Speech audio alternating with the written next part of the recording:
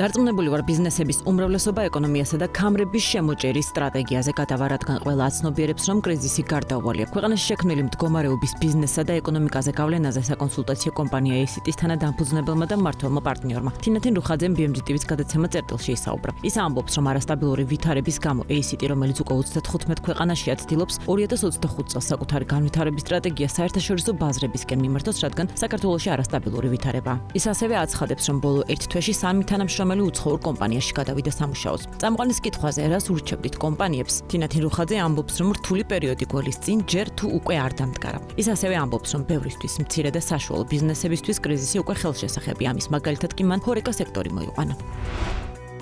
ტურიზმის ეროვნული ადმინისტრაციის ხელმძღვანელი მაია ომიაძე 2025 წლისთვის პოზიტიურ მოლოდინებზე საუბრობს. მან სექტორთან შეხვედრის შემდეგ მედიასთან განაცხადა, რომ ძალიან კარგი ტურისტული წელი იქნება. ეს კი იმ ფონზე, რომ თავად სექტორი არაერთ გამოწვევაზე მიუთითებს, რაც მათ შორის არსებული პოლიტიკური ვითარების ფონზე შემცირებულ ჯავშნებზე აისახება. BMG დაინტერესდა, როგორია მაია ომიაძის პასუხი სექტორის წუხილებზე. ტურიზმის ადმინისტრაციის ხელმძღვანელის განმარტებით, გაზრდილია სასტუმრო ოთახების მიწოდება და შესაბამისად, კონკრეტული სასტუმროების შემცირებული დატვირთულობა იმით აიხსნება, რომ სხვა სასტუმროში გადაინაცვლეს ტურისტებმა და ამ ქვეყანას დანაკლისი აქვს.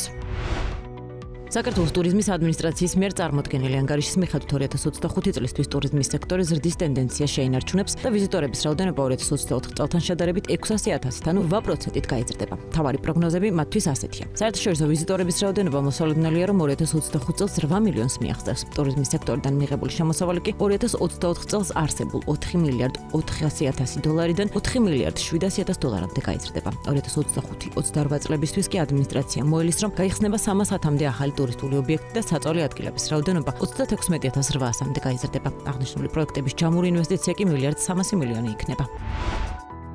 2024 წელს საქართველოში ელექტროენერგიის ადგილობრივი მოხმარება წლიურად 6%-ით გაიზარდა და 13.8 ტერავატ-საათი შეადგინა. ელექტროენერგიის მოხმარების უდიდესი ნაწილი მოდის თელასა და ენერგოპროჯორჯიაზე. უფრო კონკრეტულად, თელასის აბონენტების მოხმარება გაიზარდა 9%-ით, ხოლო ენერგოპროჯორჯიას აბონენტების მოხმარებამ 7%-ით იმატა. ამასთან 6%-ით შემცირდა ელექტრომოხმარება აფხაზეთში, რაც 2.55 ტერავატ-საათს შეადგენდა. სტატისტიკის მიხედვით 2024 წელს მკვეთრად 13%-ით გაიზარდა იმ მომხმარებლების მიერ მოხმარებული ელექტროენერგიის მოცულობა, რომლებიც დერს პირდაპირ ხელშეკრულებით თელასსა და ენერგოპროს გვერდის ავლით ყიდულობენ. სტატისტიკის თანახმად მსხვილ მომხმარებლებს შორის პირველ ადგილზეა ჯორჯიან მანგანეზის ჰოლდინგი, რომელმაც 775 მილიონი კილოვატ-საათი ელექტროენერგია მოიხმარა. მეორე ადგილს რუსთავის აზოტი იკავებს, მესამეზე კი ჰანიველს ცემენტია.